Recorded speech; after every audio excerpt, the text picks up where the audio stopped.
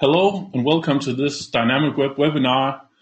My name is Mikkel and today I'm going to talk about items. And what I will be doing today is that I will give a rerun of a slightly adapted presentation from what I gave at our recent Dynamicweb Tech Conference. And the title of the presentation is Items Are a Nerd's Best Friend. But as you will hopefully see during this presentation is that items are actually everybody's best friend. And let's get started with the presentation itself. Yeah, this is a selfie of myself, of course, and my name is Mikkel Ricci, and I'm a developer evangelist at Dynamicweb. And on the agenda today, we have these three items. What are items? And then I will show a live demo of how to use items in a more or less realistic scenario on a live website. And then we will end off this session with some questions from you, hopefully. So what are these items? And items have been in Dynamicweb for more than a year now. And a lot of you have started using them, and we have been working a lot of making it easier to use items, and we are continuously adding new functionality to make it easier to do the stuff that you need to do. And on Tuesday we will release Dynamicweb 8.4.1, where we have even more improvements to the way you can use items in your daily work with Dynamicweb. And I'd just like to talk a bit about why items are everybody's best friend. On this slide, I've made an example of stuff that I've encountered more than once when working with websites, where basically the CMS provides the editor, the guy putting content into CMS, with a rich text editor like we see on this image. And then, of course, he can put text into that rich text editor and format the text with colors and markup headers and stuff like that. But many times we need some more when we want to present that stuff in the front end. So I've heard more than once a designer or a website implementer tell the text or content editor that he should remember to add a button in this rich text, and then he should add a class attribute to that button, and the class attribute should be read-only. And only people that are skilled in HTML and CSS will know what that actually means. A normal person will not know what we mean when we say this, and actually he should not be concerned with it. With items, we can help this editor and we don't have to tell him to do stuff like this. Because when we have an item, we can design our content, and the content in this case is an item or an item type, where we have exactly the fields that we need. So I hope you agree that on this page, it's obvious what the editor has to do. He has to put the title of this piece of content into the title field. He can add a subtitle. The text for the item should be put into the text field.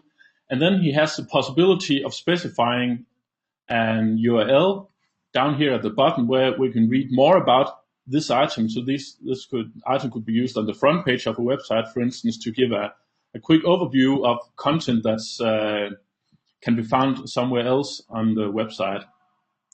So from the editor's point of view, it's a lot easier to edit content when he has exactly the fields he needs, and he doesn't have to understand and very technical descriptions on how he should act when editing the content, that he should add attributes and class names and stuff like that to the content.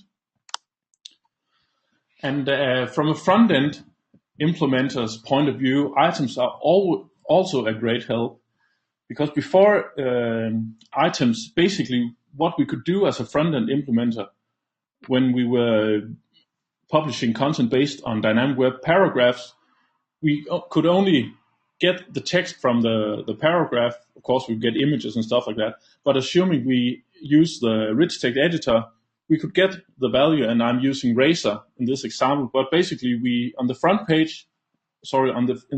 we show whatever text the editor has put into the rich text field. And then we can hope, and only hope, that he has done his job as we told him to do, that is, that he added this button or link we asked him to add, and that he has added the correct CSS class and stuff like that. But we cannot control how we will the content and how it's actually rendered. Using items, we get much more fine-grained control over the content, because as you saw before, the editor has a title property on the content. There's a text property, there's a read more URL property, and I should say read more text down here. But basically, as a front-end developer, when we're using items, we get much more control over the content, because now we can make sure that the title of the item is actually wrapped in a div class, a div with a class panel header in this case, and we can render the text, and then we can ourselves add the A element we need for the link, and we can make sure we as front-end implementers that know how to use HTML and CSS and stuff like that, we can add the classes that are needed, in this case this class attribute, and we can add the href attribute and stuff like that. So even though this template it's more text, there's more text in the template than on this template, but we get much better control over how the content is actually rendered in the front end. So basically what items boil down to is that we get a separation of concerns. So the content designer designs content, and in a few minutes I'll show you what I'll play the role of a content designer. But basically a content designer is the guy that defines what properties a piece of content has. And he also defines how content items can be put together. For instance, which kinds of items can be children of other items. And then the second bullet here is the content editor. He focuses only on editing content. So he puts the value of the title into the title field, and he puts the text into the text field, and so forth. But he doesn't concern himself with how the content is actually rendered in the front end, or how it should look, because it should not be his concern what the content looks like, but his concern should be to write good content and just focus on that. Finally, the content implementer implements content, and the content implementer, that's a front-end developer that uses the properties of the content to render it and precisely control the rendering in the front end. And because we're using properties on items, we can make the item look one way on a desktop website, and if we have a mobile website as well, we can make the content look completely differently, because we have full control over how we render the item-based content in the front end. So that was a bit of the theoretical views behind using items and why we need them, and at least why I think that we need them. And now I will show you a live demo of using items. And I will not go into great details on how to use items, but I will just give you a short overview of how they can be used, and then I will urge yourself to play around with them and see how you can benefit from them. So I'll just jump to I have a basic, very plain website here. It's a demo site I built for the tech conference that we had in the beginning of March. And everything I will show you today, the item type definitions and stuff like that, are available on GitHub, so you can get it yourself and play around with it. But basically what I have here is a completely empty website. So we have a front page that's hidden in the menu, and that's basically it. And what I would like to do now is that I will create a list of people, or a list of people where I can. So my content item is a person, and a person has a name and a gender. And then I will publish a list of people, a list of persons. If we should stress that it's actually a list of person. in the front end, and I will show you how you can edit a person in the front end, because you can that using items. And then I will always also show you how you can use the item creator. That's currently a beta module, but it's in Dynamicweb, and it's used to create items in the front end. So the first thing I will do is that I will go into the management center, and I will go to the entry called item types. And you can see here I have a lot of items already in the system, and those are the examples from the tech conference. But what I will do first is that I will go into the category called people, and you can categorize your item types so you can get an overview and group them. So you can see here I have something that's related to people, and I already have one item called people. And the idea behind the people item type is that it's just a container for person item types. So I will create a new item type by clicking new item type up here at the top. And then I see the item type settings. And an item type needs a name, and this is a display name that's used in the backend when we create new items of this type. So I will just call this person. And then we need a system name, and the system name is used internally. So Dynamicweb just suggests a reasonable system name, and in this case it's the same as the item name. Then I can add a description, and this is used to help the editor to find out what he has to do.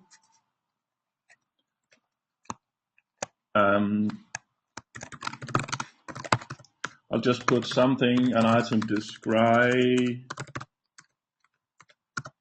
if I cannot spell, sorry about that, describing a person.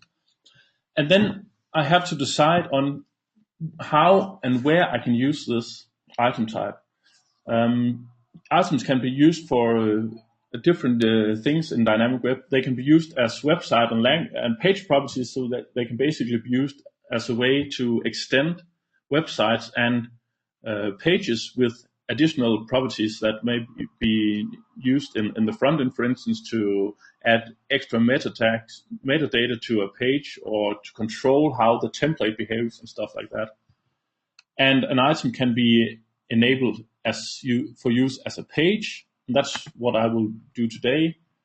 We can also add item-based paragraphs. So instead of using the built-in paragraphs in Dynamicweb, we can create our own paragraphs and get much more control on the fields that are on a paragraph to help our editors edit content. And finally, an item type can be used as part of another item. For instance, if you want to have an image carousel on your website, you can create an item type called carousel, and then you can create an item type called carousel item or carousel image, depending on how you name your things. And then you can specify that the carousel item can contain a list of carousel items. And an item can actually play more than one role, but so it could be used both as a page and as a paragraph.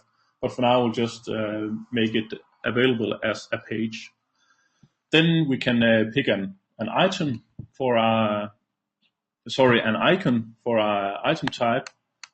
And let's see if I can find one that I probably can. Yeah, no, that was not a user.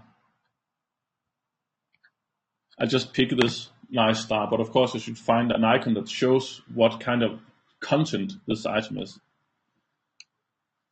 Then I can specify if this item should generate customized URLs, and that's not really interesting today, so I'll just skip that for now.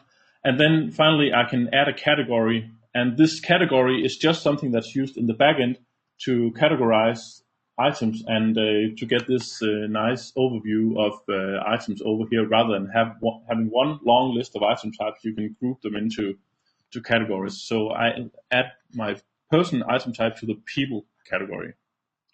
I press OK, and now I have set up my new item type.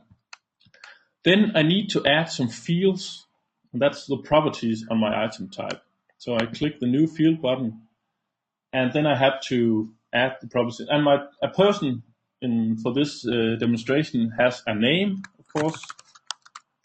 And again, Dynamicweb suggests a reasonable system name.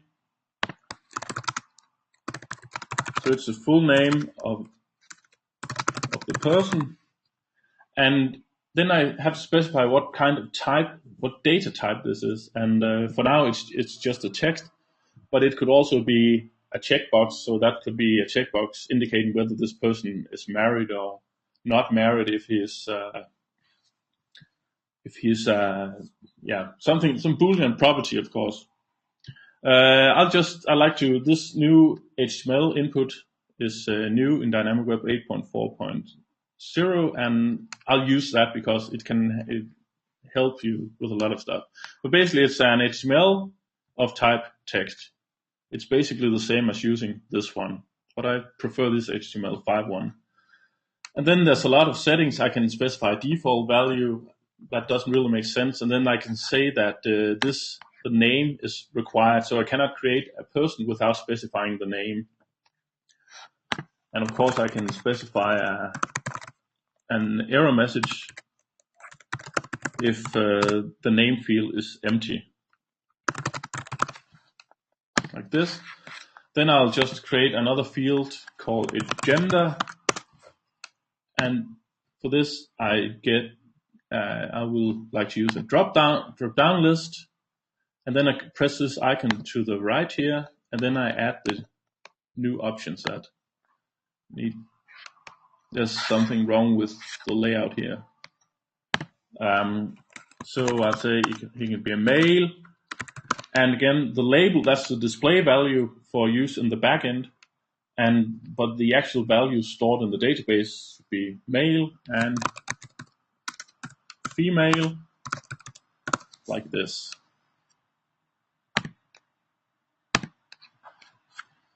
And now I save my item type. So now I've created the item type. One thing that's missing though is I have to define where I can use this item, because now I have just defined that I have an item type called person that has a name property that's a text, and it has a gender property that's a drop down where we can pick either male or female. So I go into restrictions, and then I can define where I want to be able to use this item type. First, I have to decide on which websites it should be available. And I can pick all, then it will be available, of course, in all websites on the entire solution. Or I can say that I just want it to be available on the webinar website. That's the one I'm running on. So I'll just put that one in. But in many cases, it would probably make sense to just select all. Then I have to decide where in the page tree I can put this item, and that's because it's an item-based page I'm creating now. So I can say that I want to allow them in the root of the website, but I don't really want to allow that because I don't want persons to just float around in the page tree. I want to place them in under the people item type I mentioned earlier, and I don't want to add persons under regular pages. So I'll just leave these blank. And then I can specify what kind of children this item type can have. And of course, a person can have children in real life, but content-wise, today, it doesn't make sense for a person to have children, so I will just leave all of those blank. Just press OK, and then save and close. So now I have my person item type in place. As I mentioned, I have this people item type that's to act as a container for a list of person, and it has a title and description. And I have to edit the restrictions on this item type to allow it to have children of type person. And you can see this item type is allowed in all websites. It's allowed in the root of a website. And then I have to say down here that it allows person as a child.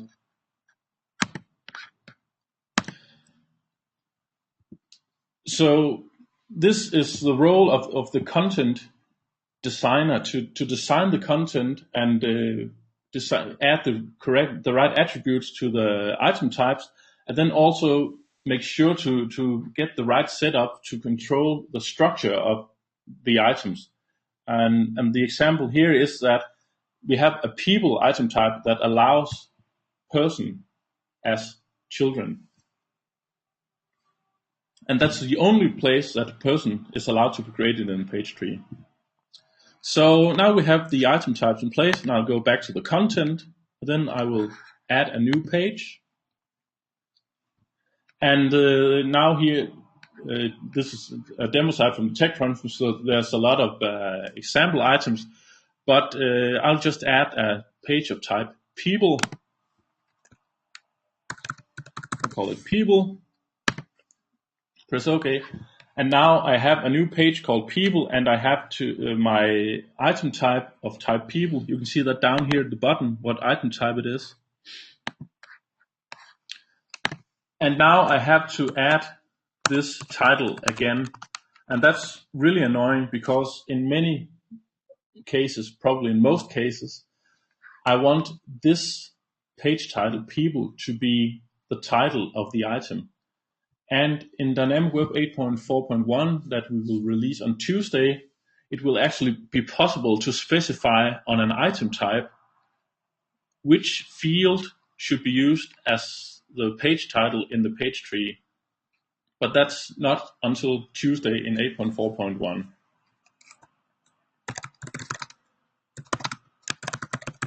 So just have people and the list of person.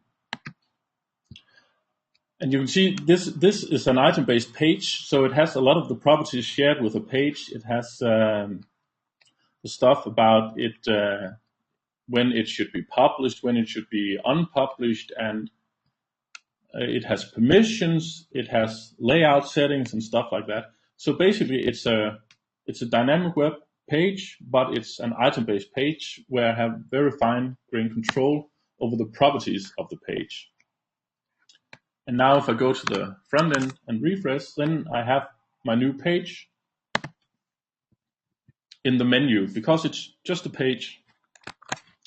And now I should be able to add a new subpage to the people page. And here you can see the only item that's allowed as a child is a person. And even a regular dynamic web page is not allowed. So I can only create a person under this page. I'll just add myself. And again, I have to add my name as the page name, and then again as the actual item name property. So we'll fix that. And then I'm male, I think. I save it. So that is, and again, this item-based page is a page, so it has all the properties of a page. So if I go to my front end, I now have the people, and then in my template here, I show the sub pages of this first top level page down here. So now I have my person item type in the front end, and of course I can add another one. Maybe I should take a female just to show you that it actually makes sense.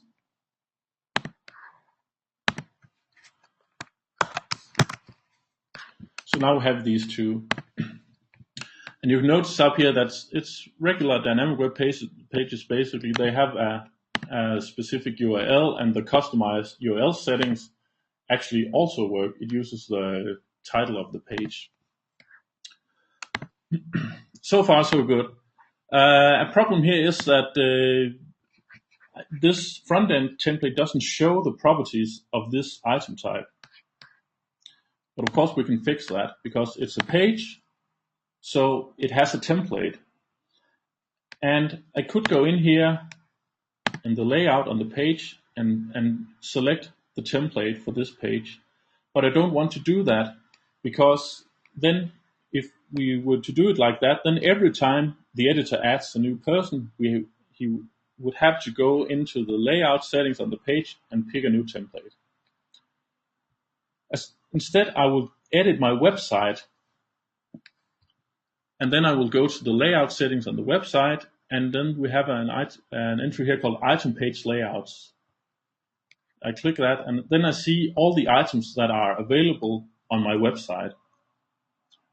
And you can see here for the people, the pre-cooked item type I've been using today, I already have specified that it should use a template called people.cshtml. It's a razor template. And my new one, person, here doesn't have any default templates, so it will just use the one that the website uses, but that template doesn't know how to handle this item type. So I will just go down here and pick the template, and I've made that in advance. So now I use the person CSHTML as the default template for a person item type. Press OK, I save, go back to the front end, and I reload the page, and it's loading. And then you can see now that it says Mikkel over here, and it says loaded. So basically, this is my template now. That's whenever I create a new of these,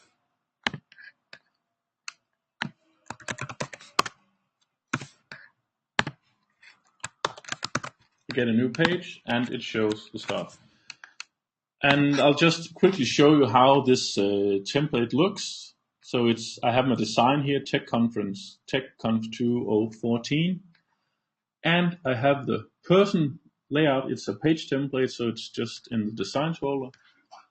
And it looks like this. It uses a master page, and it's a razor template, and I'm showing the name. And of course, I can get the value of the item.gender as well and display that. Just add a h1 element around the name.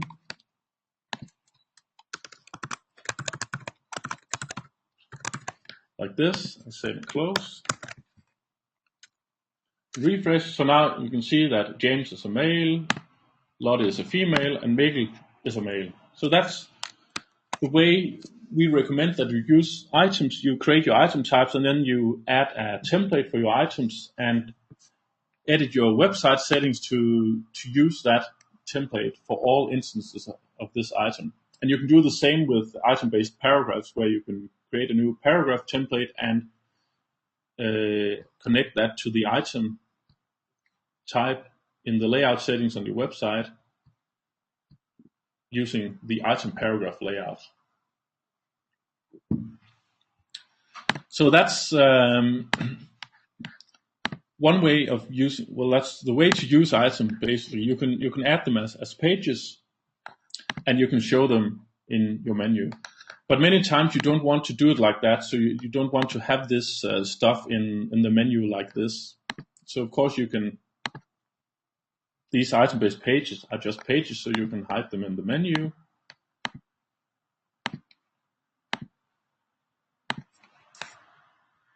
Now they're not in the menu, but they're still there. One thing you can do then is to use the item publisher to publish your person. So I go into my people page that allows paragraphs. That's because the template for this item type has a content placeholder, so I can add paragraphs. I add a new paragraph. And here you'll notice that I use a regular dynamic web paragraph, and that's because currently you cannot attach a module to an item-based paragraph, but you can do that on Tuesday in 8.4.1. But for now, I have to use a regular template. So I add the item publisher. Then I have to tell this item publisher what kind of items it should publish.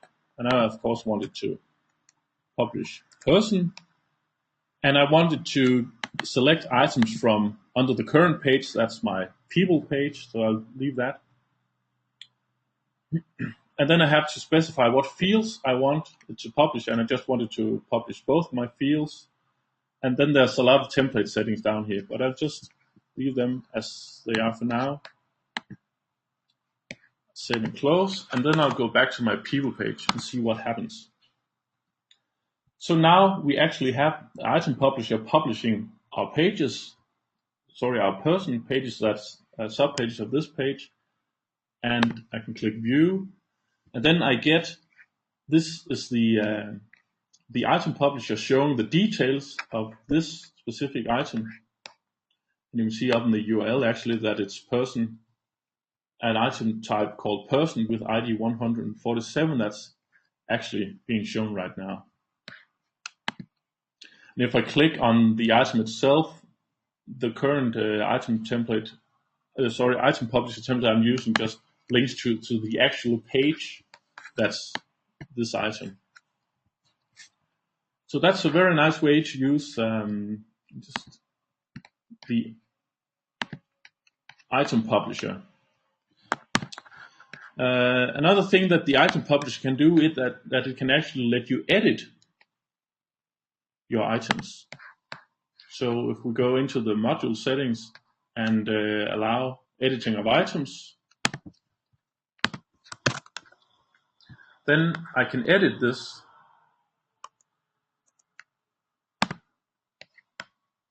I put in my full name and save the changes. And then I've been a bit lazy in my template. Actually, the cancel or the save should go back to this list. But see, now using the front end, I can edit content. But I can only edit existing content. I cannot add new content. But we have a solution for that as well. And that's the item creator. So I'll just create it up on this page, on the paragraphs. I add a new paragraph, call it add person. I attach a module, that's the item creator. And this item creator is a way to create items in the front end. And we were discussing whether we should make the ability to create new items in the front end a part of the item publisher. But due to the amount of configuration that's needed on both the item publisher and the item creator, we decided to make two separate modules, but they could be put into one. But basically what I have to do in the module settings on the item creator is I have to specify a target page for my items that I'm going to create. And the default is the current page, and that's what I want for now. But of course I can pick another page and use that, so I can have my item creator in one page and publish items. Create items in a completely different page. Then I have to decide on what I want to create. If I want to create new item-based pages or item-based paragraph, I want to create pages. And the item type I want to create is, I just have to save this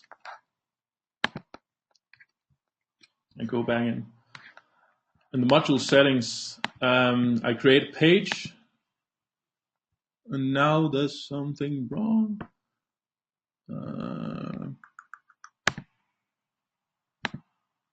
That wasn't a part of my plan. Sorry about that. Oh, yeah. Okay, there's something wrong here in my setup. But now I say that I want to create them on the people page, and then I can create a person. And here I have to specify what I want to use as the title of the newly created page, and I will use the name of the person. And these settings will be removed in 8.4.1 because, as I mentioned, this is actually should be a property of the item type, and it will be that on Tuesday. Then I have to decide if how the publish state of the new item should be, and I want it to be hidden, or I could publish it. But this is basically the same stuff that you have up in the page settings. And then I can specify if I want the new items to become as behind all the other items on the sub pages on that page, or as first. And I can add a confirm page, so I can redirect the user to a thank you page or something after adding a new item. And there's also some save events, so you can send a receipt to if you use this, for instance, to sign up for a webinar, stuff like that. You can add an item-based, an item creator on your website, and then when a user signs up for a webinar, you can send a receipt to him, and you can send his actually item he's created to an administrator that will take care of counting how many attendees will come to this webinar. So, and of course, there's a template for creating the items as well. But now I will see if this works. So now we have, this is a new session. It's my template that's not really good. It should not show this, of course. Then I'll just put in a name, Peter. He's a male. I save the changes. And then we see it has created, and I have a caching issue in my browser, but you see here it has created a new item-based page that behaves just like anything else, all other item-based. And if I refresh back here, it's in there. The reason for Peter appearing at the top of this list is due to the sorting settings on the item publisher. So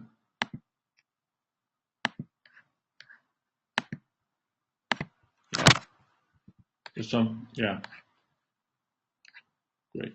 So now we see that I've given you a short introduction to how to use items, and more importantly, why to use items. And I hope you understand why I want you to use items for your content. And you can use item-based pages and item-based paragraphs, and you can extend pages on websites with properties of items. And you can, of course, show your items as regular pages in Dynamicweb or regular paragraphs, or you can use the item publisher to publish all of your items or some of your items and sort your items. And you can use the item creator to add new items from the front end. For instance, to replace the forms module, you can now create a contact form or stuff like that using the item creator. And we are actually doing that on our new website that we will release in a couple of days. So that's it for the demo. And if you want to, you can go to this website and play around with it. So just to sum up, items make it easy to structure content. Items are easy to edit for the content editor, and items are easy to implement in the front end. And our plan is that items will kill most Dynamicweb modules. So we cannot just kill the modules. We have to make sure that items can do the same as the modules can. But as you've seen today, we can already do a lot of fancy stuff using the item publisher and item creator. So we can replace simple uses of the forms module, and we can also build the news module using items. So any questions?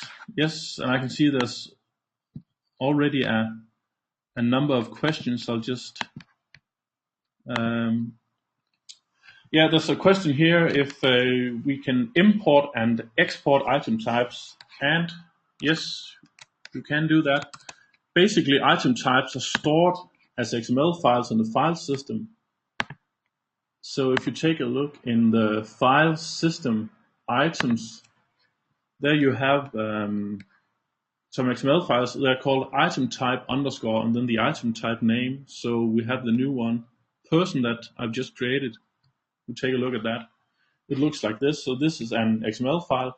And you can take this XML file and put it into another Dynamicweb solution in the files system items folder. And then when you have done that, you go to Management Center, item types, and click the refresh button. And then Dynamicweb will read in this item type and do whatever it has to do to make sure that you can use this item type.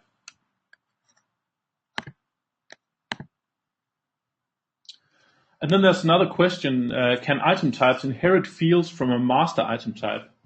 And currently, they cannot inherit from a master item type, but we're working on making it possible to inherit items, for instance, so that we can have person as a generic item type, and then we can create a student and a teacher, for instance, that extends this person. So the person contains the name and gender, for instance, and the teacher.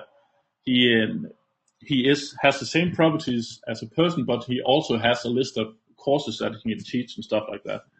But we have just started working on this and specifying it, and so it will be a couple of months. We plan to have it ready for 8.5 that will be released in January. But we're working on this, and of course, any input you have on what you need and want to this, we are more than happy to get from you.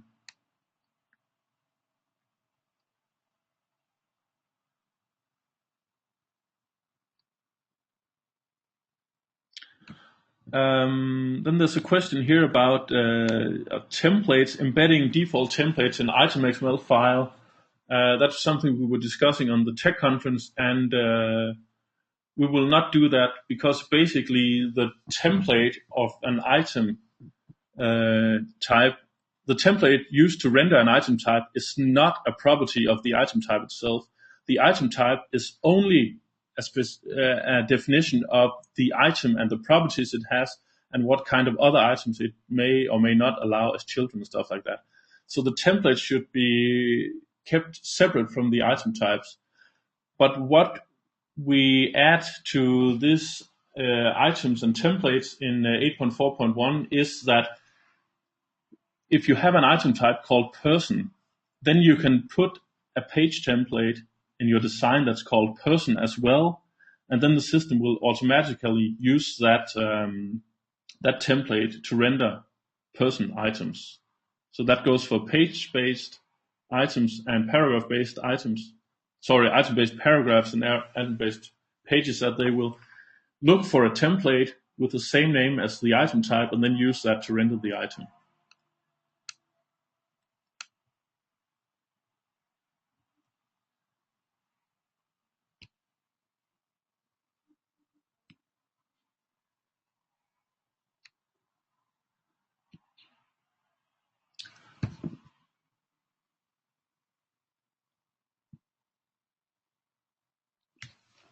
There's a couple of more questions. You just have to understand what.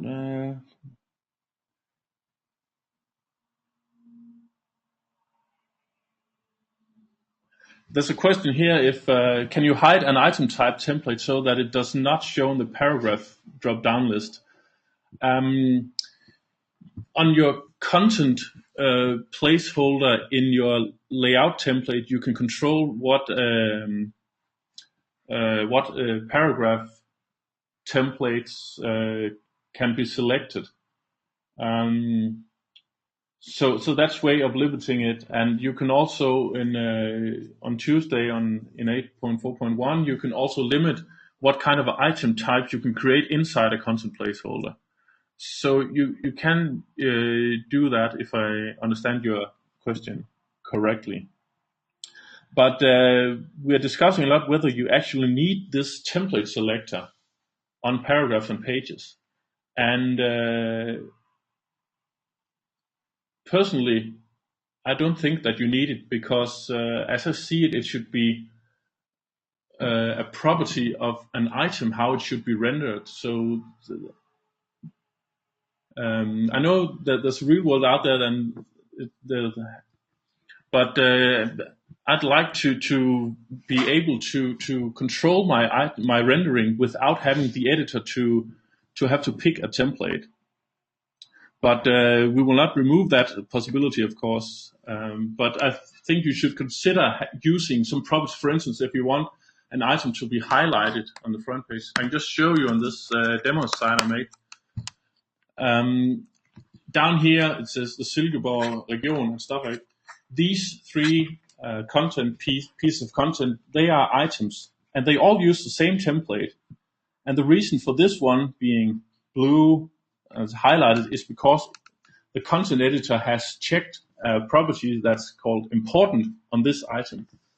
So I think in many cases you will not need the editor to pick a template for your items because, for instance, if an item is important or should be highlighted or something like that, should be a property of the item itself.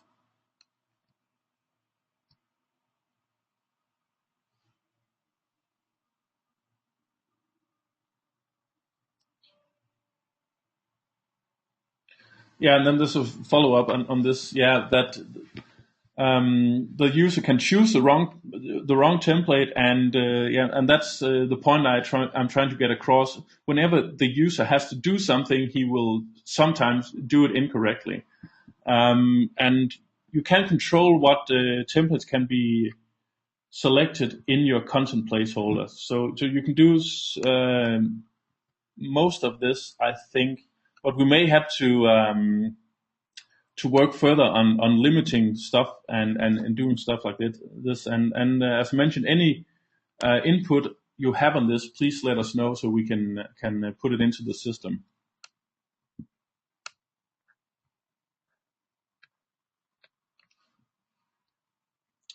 So are there any more questions?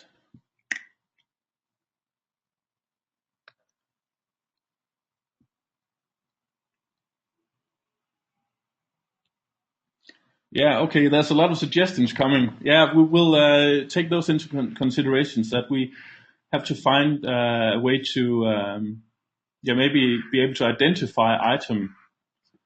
Basically, if I understand you correctly, David, that you suggest that we put item templates into a specific folder in the design and stuff like that. We will think about it and just let us know what your thoughts are on this. Okay, so I'll just show you my last slide. Of course, you can also always check this URL for upcoming webinars, and there's a lot of cool stuff coming up, and we are rerunning most of the presentations from the tech conference in the coming weeks. So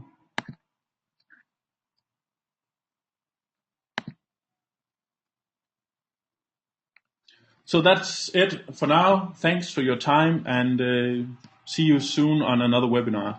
Thanks. Bye bye.